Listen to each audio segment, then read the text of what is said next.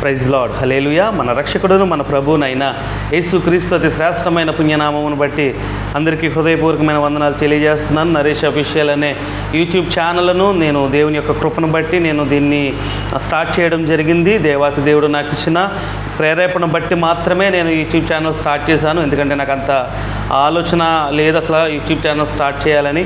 కానీ దేవుడు నన్ను అనేకమైన ప్రమాదాల నుండి, మరణం నుండి తప్పించి, అనేకమైన శోధనల నుండి నన్ను విడిపించి, ఆయన బిడ్డగా నన్ను మార్చుకుని, నా అపరాధములు, నా దోషములు, నా అక్రమములు, నా పాపములు అన్నింటినీ కూడా ఆయన సన్నిధిలో ఒప్పుకుని విడిచిపెట్టినప్పుడు నన్ను పరిశుద్ధుడిగా, నీతిమంతుడిగా, యథార్థవంతుడిగా ఆయన మార్చి, ఆయన దర్శనాన్నిచ్చి, ఆయన వాగ్దానాన్ని ఇచ్చి, ఆయన అభిషేకాన్ని ఇచ్చి నన్ను నింపుకున్నాడు. అనేక మందికి దేవుని యొక్క సువార్తను ప్రకటించాలన్న భారం నా మీద కూడా ఉంది కనుక నా బాధ్యతను నేను సక్రమంగా నెరవేర్చాలని పరిశుద్ధాత్మ ద్వారా నేను ప్రేరేపించబడిన వాడనై ఈ ఛానల్ ద్వారా నేను పాటల ద్వారాను, వాక్యం ద్వారాను, ఆరాధన ద్వారా నేను ఈ ఛానల్ ద్వారా నేను రికార్డ్ చేయడానికి ఇష్టపడుతున్నాను. కనీసం ఎవరో ఒకరైనా ఈ వాక్యం వినో, ఒక పాటలు వినో, ఆరాధన వినో, ఒక ఆత్మనైనా రక్షింపబడితే అది దేవుని సన్నిధిలో ఎంతో గొప్ప ధన్యత, భాగ్యము, అటు కృపను నేను పొందుకోవాలని ఆశతోటే నేను ఎంతగానో దేవుని సన్నిధిలో ఈ విధంగా పరిచయం చేయడానికి నేను ఎంతగానో దేవుని సన్నిధిలో సమర్పణ కలిగి నేను ఇది స్టార్ట్ చేయడం జరిగింది.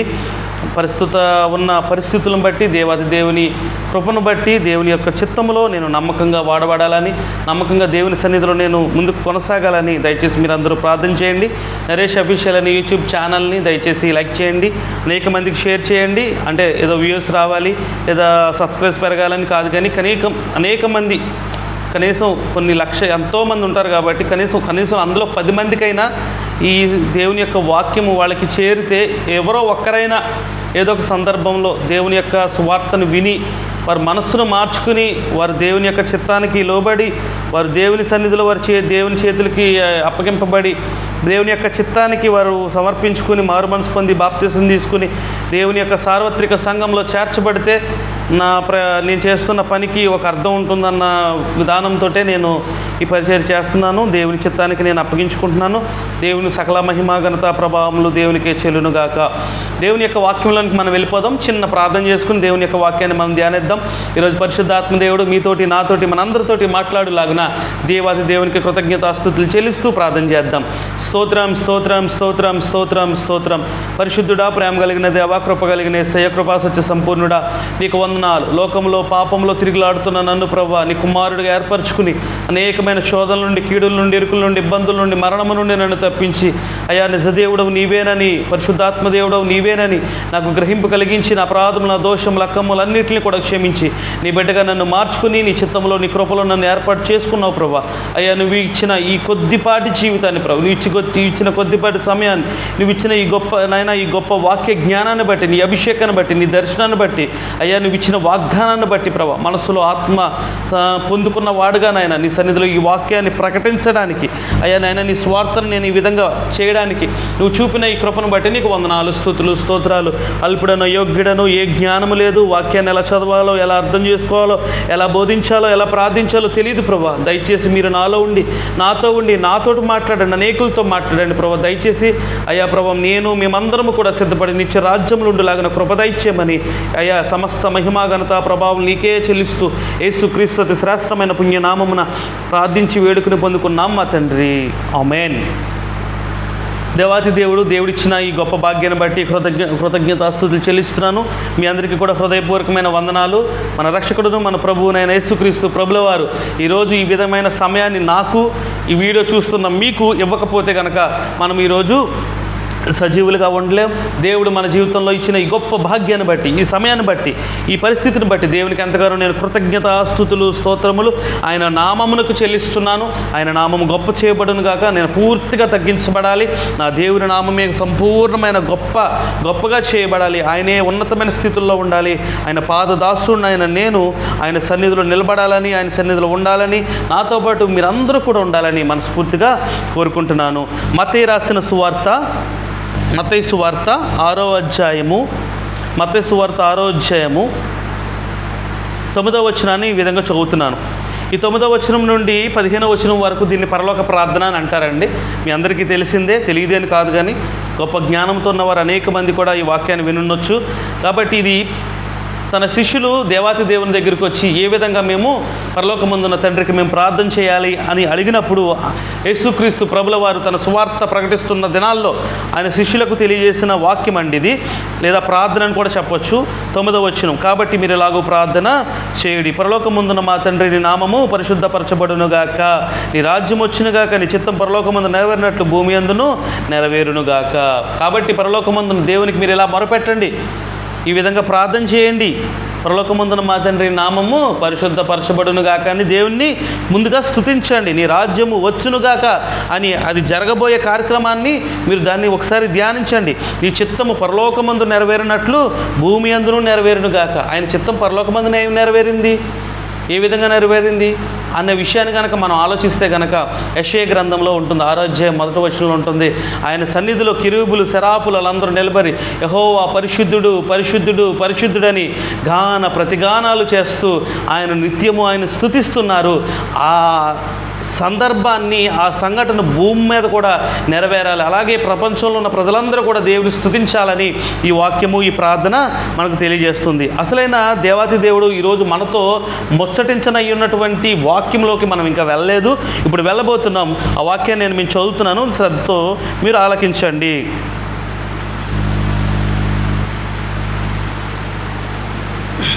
12వ వచనం, మా రుణస్థులను మేము క్షమించి ఉన్న ప్రకారము మా రుణములను క్షమించుము. మరలా చదువుతున్నాను చూడండి, 12వ వచనం, మా రుణస్థులను మేము క్షమించి ఉన్న ప్రకారము మా రుణములను క్షమించుము. తర్వాత 14వ వచనం చదువుతున్నాను చూడండి, మనుషుల అపరాధములను మీరు క్షమించిన ఎడల మీ పరలోకపు తండ్రియు మీ అపరాధములను క్షమించును. దేవాతి దేవుడు ఈరోజు ఈ వాక్యము ద్వారా, ఈ మాట ద్వారా మనతో మాట్లాడనై ఉన్నారు. పరలోక ప్రార్థన మనందరం కూడా చేస్తాం. ప్రతి మందిరంలో, ప్రతి సభల్లోనూ, ప్రతి మీటింగుల్లోనూ, వ్యక్తిగత ప్రార్థనలోనూ, కుటుంబ ప్రార్థనలోనూ, ప్రతి చోట కూడా మనము ఏం చేస్తూ ఉంటామంటే ఈ పరలోక ప్రార్థన అనేది మనం చేస్తూ ఉంటాం. ఈ పరలోక ప్రార్థన చేస్తున్నప్పుడు మనందరం కూడా స్పీడ్గా చెప్పుకుంటూ వెళ్ళిపోతాం. పరలోకమందున మా తండ్రి నామము పరిశుద్ధపరచబడునుగాక, నీ రాజ్యం వచ్చునుగాక, నీ చిత్తం పరలోకమందు నెరవేరినట్లు భూమి యందు నెరవేరునుగాక, మా అనుదిన ఆహారం నేడు మాకు దయచేయము, మా రుణస్థులను క్షమించి ఉన్న ప్రకారము. ఇక్కడ ఆగుదాం ఒకసారి. మా రుణస్థులను క్షమించి ఉన్న ప్రకారము. నిజంగా మన రుణస్థులను క్షమించామా? అంటే మనల్ని బాధ పెట్టిన వారిని కానీ, మనల్ని ఇబ్బంది పెట్టిన వారిని కానీ, మనల్ని దూషించిన వారిని కానీ, మనల్ని హేళన చేసిన వారిని కానీ, మనకు ద్రోహం చేసిన వారిని కానీ, మనకు నష్టం చేసిన వారిని కానీ, మనకు ఎంతగానో కీడు చేసిన వాళ్ళని మనం క్షమించామా? మా రుణస్థులను క్షమించున్న ప్రకారము మా రుణములను మీరు క్షమించండి. దేవునికి ప్రార్థన చేయడానికి చాలా బాగా మనం సిద్ధపడ్డాం. కరెక్టే. నువ్వు నిజంగా నీకు ఎవరైతే ఇబ్బంది కలిగించారో, నిన్ను ఎవరైతే బాధ పెట్టారో, నిన్ను ఎవరైతే దూషించారో, నువ్వు ఎవరి మీద అయితే బాధ పెట్టుకుని ఉన్నావో నీ మనసులో, వారిని నువ్వు నిజంగా క్షమించావా? వారిని నిజంగా నువ్వు వారిని క్షమించే మనసులో నువ్వు కలిగి ఉన్నావా? నిజంగా నువ్వు క్షమించావా? నీ మనసులో వారి మీద ఎటువంటి కోపం లేదా? వారి మీద ఎటువంటి ద్వేషం లేదా? వారి మీద ఎటువంటి క్రోధం లేదా? వారిని అసహించుకునే పరిస్థితిలో నువ్వేం లేవా? ఒకసారి ఆలోచించుకో. నాకు అబద్ధం చెప్పండొచ్చు, లేకపోతే ఈ లోకంలో మనుషులను మనం మోసం చేయొచ్చు, ఇద్దరిని మోసం చేయలేమండి. ఆ ఇద్దరు ఎవరంటే మనలో ఉన్న మనసాక్షి, తర్వాత మన గురించి పూర్తిగా అవగాహన కలిగి ఉన్న యేసుక్రీస్తు ప్రభుల వారు లేదా పరిశుద్ధాత్మ దేవుడు. వారిని మనము మోసము చేయలేం. కాబట్టి మన రుణస్థులను మనము క్షమించిన ప్రకారమే మన రుణాలు క్షమింపబడతాయి. దేవుడు మన అపరాధములు, మన దోషములు, మన అక్రమములు, మన పాపములన్నీ కూడా ఆయన సన్నిధిలో పశ్చాత్తాపపడి క్షమాపణ అడిగే మనస్సు మనకు రావాలన్నా, ఆయన క్షమించాలన్నా, నువ్వు క్షమాపణ పొందుకోవాలన్నా మొట్టమొదటగా నువ్వు ఇతరులను క్షమించేవాడుగా ఉండాలి. నీ కుటుంబంలో కుటుంబంలో సహోదరీమణులను, నీ తల్లిదండ్రులను, నీ కుటుంబ సభ్యులను, నీ రక్త సంబంధికులను, నీ బంధుమిత్రులను, ఆఫీసుల్లో లేకపోతే డ్యూటీల్లో, నువ్వు పనిచేస్తున్న చోట్ల ఎవరో ఒకరి మీద నువ్వు కోపాన్ని పెంచుకునే పరిస్థితి ఉంటుంది. వాళ్ళు నువ్వు ఏ తప్పు చేయకపోయినా నిన్ను అపరాధిగా వాడు చూపించి వాళ్ళే నీ మీద చెడ్డ మాటలు పలికినప్పుడు నువ్వు వారి మీద ఏదో రకమైన కోపమో బాధో పెట్టుకుని ఉండొచ్చు. ఇదిగో పరిశుద్ధాత్మ దేవుడు తెలియజేస్తున్నాడు, నువ్వు వారిని క్షమిస్తేనే దేవుడు నీ అపరాధములను అపరాధములను క్షమిస్తాడు, నీ దోషములను క్షమిస్తాడు, నీ సంకటములన్నింటినీ కుదురుస్తాడు. ఇదిగో నీ మీద ఉన్న ప్రతి శాపాన్ని ఆయన తొలగించాలంటే నువ్వు ఇతరులను క్షమించేవాడుగా ఉండాలి, ఇతరులను మన్నించేవాడుగా ఉండాలి, ఇతరులను నువ్వు ప్రేమించేవాడుగా ఉండాలి. నువ్వు ఎవ్వరి మీద కోపం పెట్టుకోకూడదు. ఇదిగో నువ్వు క్రీస్తులోనికి రాక మునుపు ఈ లోక సంబంధమైన దేవదూత నీ మనోనేత్రాలకి గ్రుడ్డితనము కలగజేసింది కాబట్టి నువ్వు ఏం చేసావు? అందరి మీద కోపం, ద్వేషం, అసూయ ఏదో పెట్టుకున్నావు. అందరికీ ఎక్కడ మాట చల్లకుండానే ఇష్టానుసారంగా ప్రవర్తించు. ఇదిగో నువ్వు క్రీస్తుని నమ్ముకున్నావు, నువ్వు యేసుక్రీస్తు ప్రభుల వారిని నమ్ముకున్నావు. నువ్వు ఎలాంటి క్రీస్తుని నమ్ముకున్నావో చెప్పనా? ఉదాహరణ చెప్తారు. యేసుక్రీస్తు ప్రభుల వారు ఆయన సిలువలో ఉన్నారు. ఆయన సిలువలో ఉన్నప్పుడు ఆయన సిలువ వేయబడక మునుపు అనేక మంది అందులో యూదులు ఉన్నారు, అనేక మంది రోమ సైనికులు ఉన్నారు, రోమ అధికారులు ఉన్నారు. దేవుని చేత దేవునిని యెరూషలేము పట్టణానికి ఆహ్వానించుకున్నటువంటి ఖర్జూరపు మట్టలు పట్టుకుని ఆయన గాడిద మీద ఎక్కి వస్తుంటే దావీదు కుమారునికి స్తోత్రము, దేవుని నామానికి మహిమ కలుగునుగాక, జయము జయమని కేకలు వేసిన ప్రతి ఒక్కరూ కూడా ఆయనను పట్టించి ఆయన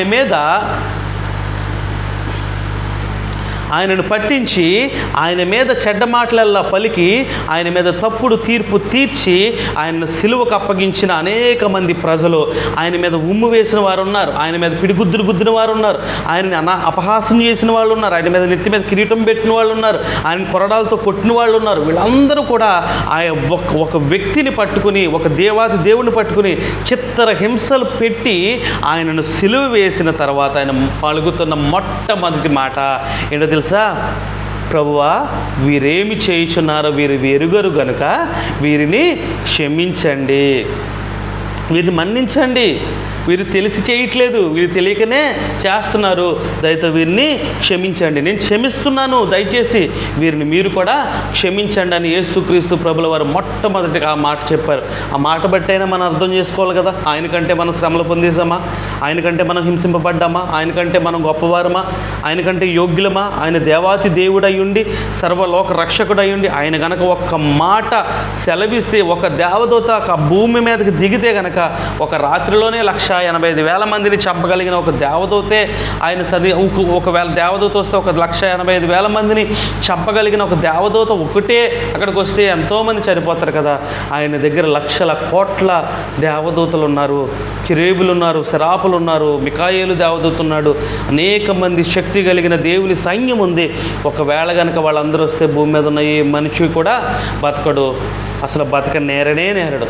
కానీ ఆయన ఎంతగానో ప్రేమించి క్షమించాడు. ఆ క్షమాగుణం మనం కలిగి ఉంటేనే తప్ప మనందరము కూడా దేవుని యొక్క కుమారులుగా కుమార్తెలుగా మనం పిలవడం. ఈ భూమి మీద ఒక మంచి మాట మీకు చెప్పడానికి నేను ఇష్టపడుతున్నాను.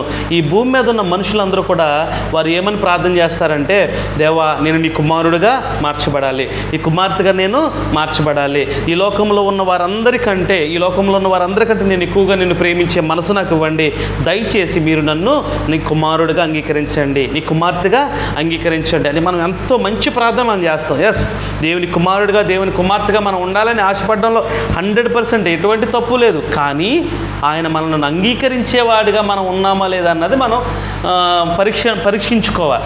ఈ భూమి మీద ఉండగానే మనం పరీక్షించుకోవాలి. ఏ విధంగా పరీక్షించుకోవాలో దేవుని యొక్క వాక్యంలో చూద్దామా? మత్తయి సువార్త 5వ అధ్యాయము. నీ పొరుగువారిని ప్రేమించి మత్తయి సువార్త 5వ అధ్యాయం 43వ వచనం. నీ పొరుగువారిని ప్రేమించి నీ శత్రువులను ద్వేషింపమని చెప్పబడిన మాట మీరు విన్నారు కదా. నీ పొరుగువారిని ప్రేమించి నీ శత్రువులను ద్వేషించమని, అంటే నీ శత్రువులు అంటే నువ్వు ఎవరైతే శత్రువులుగా భావిస్తున్నావో వారిని ద్వేషించమని చెప్పబడిన మాట మీరు విన్నారు కదా. ఇప్పుడు నేను చెప్పింది కూడా మీకు వినబడింది కదా. నేను మీతో చెప్పినది ఏమనగా, అంటే నేను చెప్పినది ఏమనగా ఇప్పుడు ఎవరు చెప్తున్నారు? యేసుక్రీస్తు ప్రభుల వారు చెప్తున్నారు. యేసుక్రీస్తు ప్రభుల వారు ఆయన శిష్యులకు అనేక మంది ప్రజలకు తెలియజేస్తున్న మాట ఏంటంటే, నేను మీతో చెప్పినది ఏమనగా, మీరు పరలోకమందున్న మీ తండ్రికి కుమారులై ఉండునట్లు, మీకు పరలోకమందున్న మీ తండ్రికి మీరు కుమారులై ఉన్నట్లు. ఎస్, మీరు అనుకున్నట్టే, మీరు అడిగినట్లుగానే మీరు పరలోకమందున్న దేవునికి కుమారులుగా కుమార్తెలుగా మీరు అయ్యి ఉండాలంటే కనుక ఒక పని చేయాలి. ఏం చెప్తున్నాడు తెలుసా? పని ఏం చేయాలో తెలుసా? ఉండునట్లు మీ శత్రువులను ప్రేమించండి. మీ శత్రువులను ఏం చేయాలంట? ప్రేమించండి. శత్రువుని ఎవడన్నా ప్రేమిస్తాడా? శత్రువులను ఎవరైనా ప్రేమించాలంటే ఈ మాటకి ఎవడన్నా అసలు అంగీకరిస్తాడా? కానీ దేవుని వాక్యం అదే. దేవుని యొక్క ప్రణాళిక అదే. ఈ లోకమంతా కూడా ఒక విధానంగా ఆలోచిస్తే దేవుని వాక్యం, దేవుని యొక్క మాటలు ఒక విధానంగా ఉంటాయి. అదే నిజమైన దేవుని వాక్యము, మన శత్రువులను ఏం చేయాలి? మనం ప్రేమించాలి. మిమ్మల్ని హింసించు వారి కొరకు ప్రార్థన చేయాలి. మనల్ని ఎవరైతే బాధ పెడుతున్నారో, మనల్ని ఎవరైతే ఇబ్బంది పెడుతున్నారో, మనల్ని ఎవరైతే దూషిస్తున్నారో, మనల్ని అయితే ఎవరైతే హేళన చేస్తున్నారో, మనల్ని ఎవరైతే కనుక మనకు విరోధంగా మాటలు మాట్లాడి మనల్ని ఎంతగానో ఇబ్బంది పెడుతున్నారో అందరి కొరకు మనం ఏం చేయాలి? ప్రార్థన చేయాలి. ఎందుకు ప్రార్థన చేయాలంటే, ఈ లోకంలో ఉన్న వాళ్ళందరూ కూడా ఏ కోపాన్ని, ద్వేషాన్ని, అసూయను, మత్సరాన్ని జయించలేక వారు ఈ లోకంలో ఉన్న ఆ క్రోధాన్ని హృదయంలో పెట్టుకుని అనేక మందికి శత్రువులుగా మారుతుంటే, దేవుని వాక్యం ఏం చేస్తుందంటే, నీకు శత్రువులుగా మారిన వారందరి విషయమై వారిని క్షమించి వారి కోసం నువ్వు ప్రార్థన చేస్తే గనక నువ్వు దేవుని యొక్క కుమారుడిగా మార్చబడతావు, దేవుని యొక్క కుమార్తెగా నువ్వు మార్చబడతావు, దేవుని యొక్క చిత్తంలో నువ్వు ఉంటావు, దేవుని యొక్క సన్నిధిలో నువ్వు ఉంటావు, దేవుని యొక్క రాజ్యాన్ని నువ్వు పొందుకుంటావు. ఇదిగో ఇతను నా ప్రియ కుమారుడు, ఇతని యందు నేను ఆనందిస్తున్నాను అని నీ పేరు చెప్పి ఆయన అనేక మంది దేవదూతల ఎదుట, పరిశుద్ధుల ఎదుట నీ కొరకు సాక్ష్యం చెప్పాలంటే ఈ లోకంలో నువ్వు దేవుని మనసు కలిగి ఉండాలి, క్షమించే మనసు కలిగి ఉండాలి, ఇతరుల మీద నువ్వు మంచి హృదయం కలిగి ఉండాలి, అనేకుల మీద నువ్వు దేవుని యొక్క ప్రేమను కలిగి ఉండాలి. ఇదిగో నీకు హాని తలపెట్టిన వారి గురించి నువ్వు మనసులో ఏ కోపం పెట్టుకోకుండా వారిని క్షమించి వారు చేసిన అపరాధమును మర్చిపోయి వారి కొరకు కనుక నువ్వు ప్రార్థన చేసిన వాడవా అయితే కనుక నువ్వు ఖచ్చితంగా దేవుని యొక్క కుమారుడిగా, కుమార్తెగా మార్చబడినట్లే, దేవుని యొక్క చిత్తంలో మనం ఉన్నట్లే, దేవుని యొక్క కృపలో మనం ఉన్నట్లే. మత్తయి సువార్త 10వ అధ్యాయం ఒకసారి చూద్దాం. మత్తయి సువార్త 18వ అధ్యాయంలో ఒక మాట ఉందా చెప్పేసి నేను ముగించడానికి ఇష్టపడుతున్నాను. 18వ అధ్యాయము 3వ వచనం, మీరు మార్పు నొంది బిడ్డల వంటి వారైతేనే కానీ పరలోక రాజ్యంలో ప్రవేశింపరని మీతో నిశ్చయముగా చెప్పుచున్నాను. కాగా ఈ బిడ్డ వలె తన్ను తాను తగ్గించుకుని వాడెవడో వాడే పరలోక రాజ్యంలో గొప్పవాడు. నువ్వు పరలోక రాజ్యాన్ని స్వతంత్రించుకోవాలంటే గనక మారు మనసు పొంది నీ మనస్సును మార్చుకుని చంటి బిడ్డలు చూశారు కదండి, చంటి బిడ్డలు ఇద్దరు దెబ్బలాడుకుంటూ ఉంటారు. సడన్గా వాళ్ళు మరలా కలిసిపోయిన తర్వాత మరలా ఏదో ఒక విషయంలో దెబ్బలాడుకుంటారు, మరలా కలిసిపోతారు. అంటే వారు పగ పెట్టుకోరు, వారు ద్వేషం పెట్టుకోరు, వారు హ్యాపీగా ఒకసారి దెబ్బలాడుకున్న వెంటనే కలిసిపోయి వారి మనసులో ఏం పెట్టుకోకుండా కలిసిమెలిసి మరలా భోజనం చేస్తారు, ఆడుకుంటారు, చక్కగా వారి జీవితాన్ని కొనసాగిస్తారు. అలాంటి మనసు కలిగిన వారుగా మనం ఉండాలనేది దేవుడు ఈ వాక్యం ద్వారా తెలియజేస్తున్నాడు. కాగా బిడ్డ వలె తన్ను తాను తగ్గించుకుని వాడెవడో వాడే పరలోక రాజ్యాన్ని గొప్పవాడు. నువ్వు పరలోక రాజ్యంకి వెళ్ళాలన్నా, పరలోక రాజ్యంలో స్థానం సంపాదించుకోవాలంట, దేవుని చూడాలన్నా, దేవుని ముట్టుకోవాలన్నా, దేవునితో మాట్లాడాలన్నా, దేవుని రాజ్యంలో ఉండాలన్నా, దేవుని యొక్క కుమారుడిగా నువ్వు చేయబడాలంటే దేవునికి ఇష్టడై ఉండాలి, దేవుని వాక్యాన్ని అంగీకరించిన వాడై ఉండాలి, దేవుని వాక్యాన్ని అనుసరించిన వాడై ఉండాలి. నువ్వు తగ్గించుకోవాలి, నీ శత్రువులను క్షమించాలి, వారి కోసం ప్రార్థన చేయాలి, వారందరినీ మంచి మనసుతో ప్రార్థన చేయాలి. బైబిల్ గ్రంథం 18వ అధ్యాయంలో 21వ వచనంలో పేతురు గారు అడుగుతారు, నా సహోదరుడు ఒకవేళ తప్పు చేస్తే గనక నా బంధువుడు, నా రక్త సంబంధికుడు, నా స్నేహితుడు ఎవరొకడు ఒకవేళ నాకు విరోధంగా పాపం చేసి నన్ను తప్పు చేసి నన్ను దూషించి వాట్ ఎవర్ అతను ఏదైనా చేయనివ్వండి, నన్ను చేసి నన్ను బాధ పెడితే అతను నేను ఎన్నిసార్లు క్షమించాలి? 7 మార్లు మట్టుగా 7 సార్లు క్షమించాలా అంటే 70 ఏళ్ల వారు మట్టుకు క్షమించాలని దేవుడు అంటున్నాడు. దానికి ఇంత లిమిట్ అని పెట్టుకోలేదు. నువ్వు ఎన్నిసార్లైనా క్షమించే మనసు కలిగి ఉంటేనే నువ్వు నిజమైన క్రైస్తవుడివి. నువ్వు ఎన్నిసార్లైనా దేవుని యొక్క చిత్తానికి లోబడి ఆయన ప్రేమను చూపించి క్షమింతేనే. ఎంతో ఘోర పాపులనైనా మనలను క్షమించి తన బిడ్డలుగా మార్చుకున్నప్పుడు ఇతరులు చేసిన చిన్న చిన్న అపరాధములు, తప్పులు, దోషాలు మనం క్షమించి వారిని మన్నించి మనం దేవుని ప్రేమలో వారితో కలిసి ఉండకపోతే దేవుని వాక్యం ఎన్నిసార్లు చదివినా, ఎంత ప్రార్థన చేసినా, నువ్వు సేవకుడివైనా, సేవకురాలువైనా, విశ్వాసమైనా, ఆరాధికురాలువైనా, ఉపవాస ప్రార్థనలు ఎన్నో చేసినా, గంటలు ప్రార్థనలో గడిపిన, అనేక మందికి సువార్త ప్రకటించిన, ఎలా నువ్వు యూట్యూబ్ ఛానల్ పెట్టి కొన్ని లక్షల కోట్ల మందిని సబ్స్క్రైబ్స్ ఉండి నీ కోసం వెయిట్ చేస్తున్నా, నువ్వు ప్రేమ లేని వాడవైతే నువ్వు వ్యర్థుడవే. నువ్వు ప్రేమ లేని వాడవైతే దేవుని కుమారుడుగా పిలువబడవు. నువ్వు ప్రేమ లేని వాడవైతే, నువ్వు తగ్గించుకోలేని వాడవైతే, నువ్వు ఇతరులను క్షమించే మనసు లేని వాడవైతే గనక, నువ్వు దేవుని యొక్క చిత్తంలో లోబడని వాడవైతే గనక నువ్వు దేవునికి ఏ విధమైన కూడా ప్రియమైన కుమారుడిగా, కుమార్తెగా పిలువబడవు. అట్టి స్థితిలో మనం ఉండకూడదని ఈ వాక్యం మనకు దేవుడు తెలియజేస్తున్నాడు. కాబట్టి ఇప్పుడే ప్రతి ఒక్కరిని మనం క్షమిందాం, అందరితో కలిసిమెలిసి ఉందాం, అందరితో మంచిగా మాట్లాడదాం, అందరితో హ్యాపీగా ఉందాం, అందరితో సమాధాన పడదాం, దేవుని ప్రేమను అందరికీ కనుపరుద్దాం. అట్టి కృప నీకు నాకు మనందరికీ పరిశుద్ధాత్మ దేవుడు కలుగజేయునుగాక. ఆమేన్.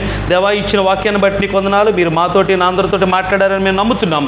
నిజంగా నీ వాక్యానుసారంగా నడుచుకుంటూ నీకోసం నమ్మకంగా బ్రతికే పరిపూర్ణమైన కృపను మా అందరికి అనుగ్రహించమని, ఈ వాక్యము వినును తోడనే మా జీవితాలు వెలుగునట్లు కృపదైత్యమని, ఏమైనా అపరాధములు, దోషములు, అక్రమములు ఉంటే దయతో మన్నించమని, నీ ప్రేమ, నీ జాలి, నీ దయ, నీ కరుణ మా జీవితంలో కుమ్మరించమని, హృదయానందం చేత కేకలు వేసే కృపను అనుగ్రహించమని, అందరినీ క్షమించి మంచి మనసు కలిగి చంటి బిడ్డల వలె మారి నీ పరలోక రాజ్యాన్ని స్వతంత్రించుకునే కృపదైత్యమని, నువ్వు ఇచ్చిన సమయాన్ని బట్టి, నువ్వు ఇచ్చిన కృపను బట్టి, ఈరోజు నువ్వు మాతో మాట్లాడిన ఈ వాక్యాన్ని బట్టి నీకు కృతజ్ఞతాస్తుతులు, స్తోత్రములు చెల్లిస్తూ యేసుక్రీస్తు అతి శ్రేష్టమైన పుణ్యనామమున మిక్కిలి వినయంతో ప్రార్థించి వేడుకని పొందుకున్నాం మా తండ్రి. Amen, amen, amen. Thank you Yesayya.